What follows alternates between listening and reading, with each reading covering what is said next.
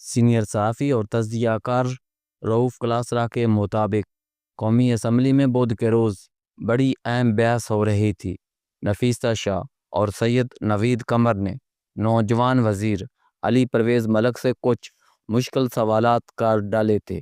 یہ سوالات صدر ٹرمپ کے ٹویٹس کے بارے میں جو انہوں نے پاکستان اور امریکہ کے تجارتی معاہدے اور پاکستان میں تیل کے ذخائر سے متعلق کیے تھے کہ پاکستان شاید اتنا زیادہ تیل پیدا کر سکتا ہے کہ وہ ایک دن بھارت بھی اس سے تیل خریدے گا۔ نفیسہ شاہ پوچھنا چاہ رہی تھی کہ جن تیل ذخائر کا پاکستانیوں کو علم نہیں، امریکی صدر کو ان کا کیسے علم ہو گیا اور وہ ذخائر کہاں ہیں؟ ایک مہینے کا کہنا تھا کہ صدر ٹرمپ نے جو یہ کہا ہے کہ پاکستان ہر سال امریکہ سے 1 ملین بیرل تیل امپورٹ کرے گا۔ ہزاروں میل دور سے تیل منگوانے پر جو خرچہ آئے گا، اس کے بعد یہ تیل بہت مہنگا ہوگا۔ بلا شبہ بہت مناسب لیکن مشکل سوالات پوچھے گئے، لیکن مجھے نوجوان وزیر علی پرویز ملک کو داد دینے دیں جنہوں نے سوالوں کو بہت بڑے بہترین جواب دیے اور بڑی حد تک سب کو مطمئن کیا۔ کچھ عرصہ پہلے تک میرا خیال تھا کہ ہمارے نوجوان سیاستدان شاید اتنے ذمہ دار اور قابل نہیں ہوں گے، لیکن چند پارلیمنٹیرینز اور نوجوان وزیروں کی گفتگو سن کر میں بہت متاثر ہوا ہوں۔ موجودہ پارلیمنٹ میں جن چند ناموں نے مجھے اپنے علم اور موضوع پر گرفت متاثر کیا، علم علی پرویز ملک، بلال ادرکیانی اور مخدوم سید مصطفیٰ محمود شامل ہیں۔ یہ وہ نوجوان ایم این ایز ہیں جن کو میں نے ہاؤس یا قائمہ کمیٹیوں میں ہمیشہ بڑی تیاری کے ساتھ شریک ہوتے دیکھا۔ مخدوم سید مصطفیٰ کو میں نہیں جانتا تھا، وہ ایک کمیٹی اجلاس کی صدارت کر رہے تھے۔ اس نوجوان نے جس طرح وہ اجلاس چلایا اور وزارت کے سینئر افسران کو لاجواب کیا، وہ میرے لیے خوشگوار حیرت کا باعث تھا۔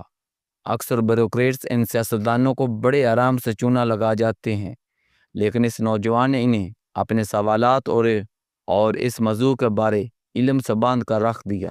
میں نے کسی سے پوچھا کہ یہ نوجوان ایم این اے کون ہے؟ پتہ چلا کہ وہ سابق گورنر پنجاب احمد محمود کا بیٹا ہے اور فارن کوالیفائیڈ ہے۔ اس طرح بلال ادرکیانی کو فنانس کمیٹی کے اجلاسوں میں دیکھا تو انہیں بھی ہر بات اور سوال کا جواب کے لیے تیار پایا۔ مجال ہے کہ کسی سینیٹر، ایم این ایز یا پھر چیمبر کے ممبر نے کوئی سوال کیا ہو اور بلال ادرکیانی کے پاس اس کا منطقی یا مناسب جواب موجود نہ ہو۔ پوچھنے پر پتہ چلا کہ وہ انتہائی قابل احترام ہارٹ اسپیشلسٹ جنرل ادرکیانی کے بیٹے ہیں۔ جنرل ادرکیانی ماضی میں سابق وزیر اعظم کے فزیشین رہ چکے ہیں اور اس کے علاوہ وہ armed force institute of cardiology اور Punjab institute of cardiology Rawalpindi کے سربراہ بھی رہے اور ان اداروں کو بڑے مقام پر لے گئے۔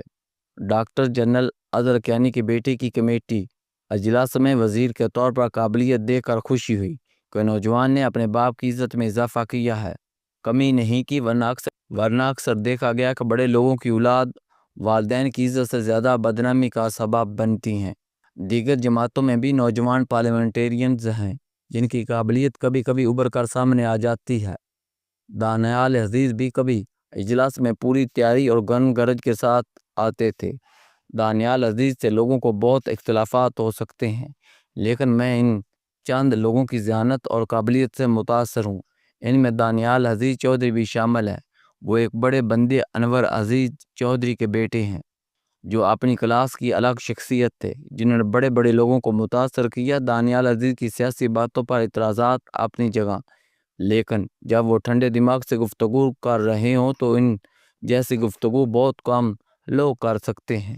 اگر خواتین پارلیمنٹرین میں سے کسی کا نام لینا ہو تو میں مولانا فضل الرحمان کی پارٹی کی عالیہ کامران کا نام لوں گا۔ وہ پردہ دار نوجوان خاتون ہاؤس کے اندر وقفہ سوالات یا توجہ دلاؤ نوٹس پر پھر عینی بلز پر کیا کمال گفتگو کرتی ہیں۔ وہ پوری تیاری کے ساتھ ہاؤس میں موجود ہوتی ہیں۔ ان کے پاس دلائل کے انبار ہوتے ہیں جنہیں رد کرنا آسان نہیں ہوتا۔ وہ جس طرح بلوچستان اور دیگر مسائل پر بات کرتی ہیں وہ قابل داد ہے۔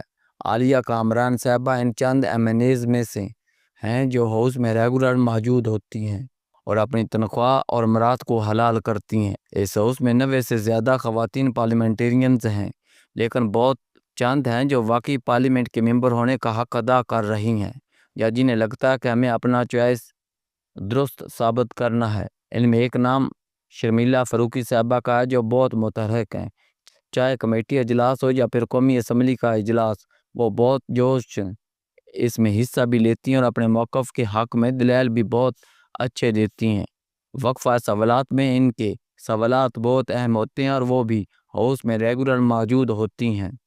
وزیروں کے ساتھ ان کے سینگ بھی اڑ جاتے ہیں۔ سینگ تو ان کمیٹی اجلاس میں اپنی پارٹی کے ممبران سے بھی ٹکرا جاتے ہیں، جیسے پچھلے ہفتے داخلہ کی کمیٹی کے اجلاس میں شرمیلا فاروقی کی پیپلز پارٹی کی سابق وزیر اور MNA عبدالقادر پٹیل سے تلخی کی حد تک بحث ہو گئی۔